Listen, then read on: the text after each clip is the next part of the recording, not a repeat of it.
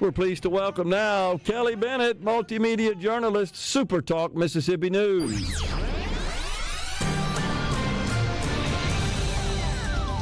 What's happening, Kelly?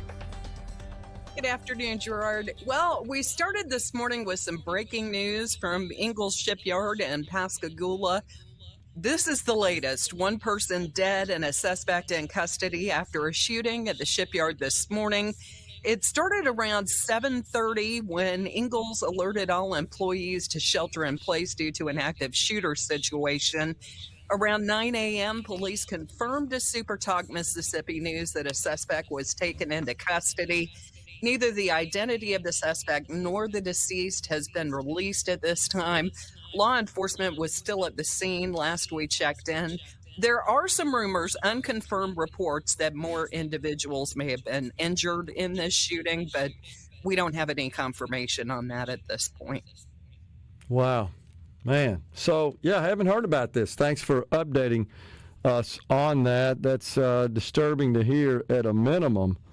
But, man, at Ingalls, I don't know that I've ever heard any kind of reports like that. And, that's a little surprising just because when you consider the number of people that are at that facility every day.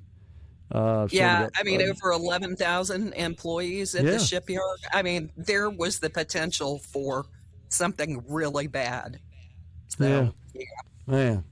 Well, we hope that all gets settled and calmed down for sure. That's not to say this wasn't bad. I didn't mean that to come across like that. I'm sure. It could have been worse, I guess, right. Without the swift action of authorities, no doubt about it. A Batesville woman accused of making some explosives, homemade explosives, right? What's up with that?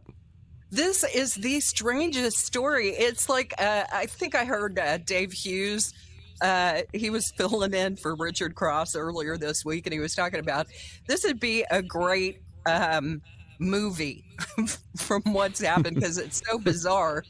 A Batesville woman accused of making homemade explosives and trying to kill someone with those explosives. Now she's facing additional charges. So here's the background. 27-year-old Christina Willis is accused of trying to escape from the Lafayette County Detention Center. She and another person were caught after investigators received a tip that the pair had orchestrated a plan to break free. Law enforcement caught them before they could. The additional charges will be tacked on to Willis's prior charges that include attempted murder and planning a bomb. The bomb was found on the top of the intended victim's vehicle, and she alerted police. Thankfully, it didn't detonate. They managed to do that safely, but it's really bizarre. That is fantastic. It's just crazy that fantastic in that it's hard to believe is what I mean there, not in a good way. It's just unbelievable that stuff like that's going on. What's weird is that happens at the same time this Ingalls situation plays out, and on opposite ends of the state there. Just sort of unusual occurrences, incidents.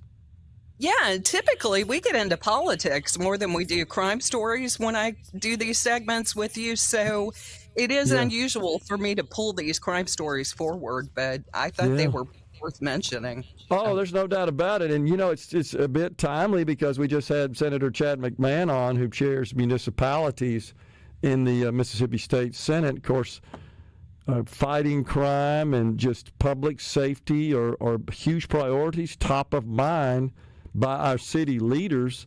And he talked about that somewhat, that he's hearing concerns about that across the state. And he just stated that he and the legislature are committed to ensuring that the cities in Mississippi, he said there are, 281 different municipalities incorporated, I believe, in the state of Mississippi. Yeah, I heard that interview. I was really listening with interest while he brought up the violent crime issue.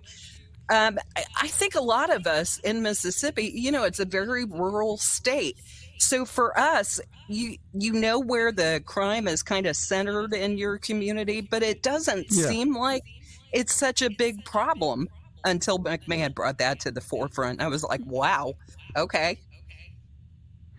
Yeah, so I think it's right that he takes that as a top priority on his committee. I mean, it's essential. You can't have a high quality of life, a thriving economy with opportunity, unless you and your loved ones and your friends are safe. I mean, that's just fundamental, right? And it's the same thing on a national basis. We've seen the president take a strong interest in that and deploying National Guard troops. I think that's more about sending a message and about deterrence in the nation's capital, Washington, D.C., and said, we'll go to other places as well. In fact, right now he's talking about it. Just came on the screen in here.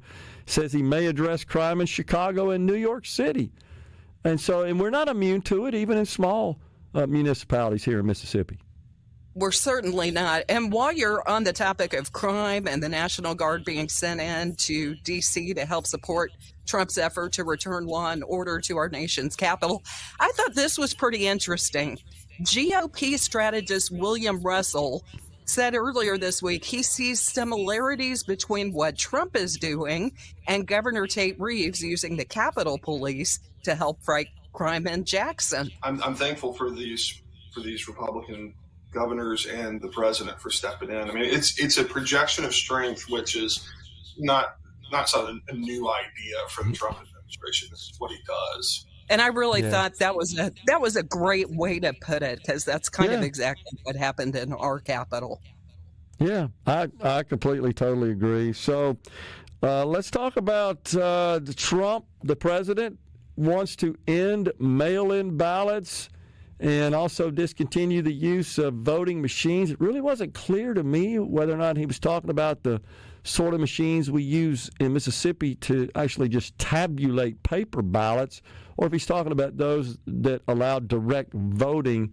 Not clear. And, we had Secretary of State Michael Watson on the program talking about that here this week. What you got to share with us there? I think this is going to become a bigger story than it is right now when the word starts getting out, and I'll explain why.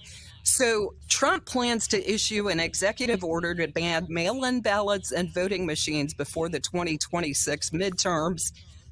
He argues that controversial voting machines cost 10 times more than accurate and sophisticated watermark paper, which is faster and leaves no doubt as to who won and who lost an election. And of course, we caught Secretary of State Michael Watson. He's already seeking clarification. So here's what he says about Mississippi. Did the vote by mail mean these states like Oregon and others who have all vote by mail? Or did he mean, hey, look, in states like Mississippi where it's very limited, less than 3% of the turnout is by mail, did he mean that? When you look at this, it's the machine piece. Did he mean these DRE machines that most states have now gotten rid of? Or did he mean the optical scanners that actually count the paper ballots? Now, a lot of times when I see a story like that, I think to myself, let the lawsuits begin, because that's probably there's what no doubt. Because there's no doubt. Have the constitutional authority to determine how they administer federal elections. It's really a state issue, although Congress can establish rules through law. So we'll see what happens there.